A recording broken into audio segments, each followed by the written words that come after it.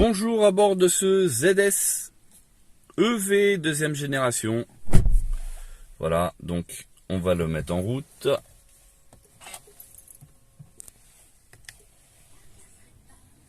Et voilà, donc pour l'affichage du compteur, voilà comment ça se présente. Là, il est encore en anglais parce que c'est les véhicules de démonstration, ils sont tout neufs. Malheureusement, ils ne sont pas encore livrables. Mais voyez avec votre concessionnaire, parce qu'il est possible d'en avoir peut-être en livraison pour novembre, décembre. Voyez avec eux, ils pourront vous confirmer. Au niveau des changements par rapport au ZS1, donc vous avez bien vu ici le cockpit. Donc je vous fais une démonstration avec un menu qui est complètement changé. Comme vous pouvez le voir, là on a la pression mais aussi la batterie. Ici donc les réglages pour la luminosité et puis la vitesse. Et là on vient sur les consommations. Et là, regardez en bas, je vais rechanger. Et donc là, c'est le total. Là, c'est le journalier. Et en dessous, donc le total. Et on revient après aux anciens menus.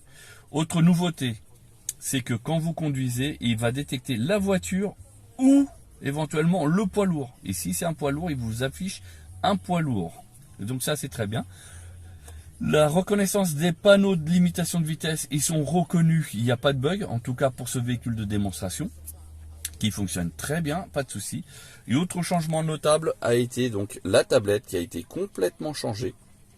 Ils n'ont pas essayé de retravailler sur l'ancienne, ça elle est complètement changée. Ici, elle n'est pas intégrée dans le tableau de bord. Voilà, ce qui fait qu'il y a eu un changement du bas de tableau de bord. Et c'est pour ça que d'ailleurs, pour le faire remarquer, il y a une imitation carbone avec des surpiqûres rouges.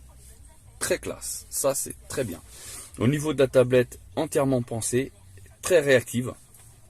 Regardez, c'est vraiment réactif, sans aucun problème. Je clique, ça affiche. Alors là, c'est parce qu'il y a un film de protection, parce que c'est un véhicule de démonstration.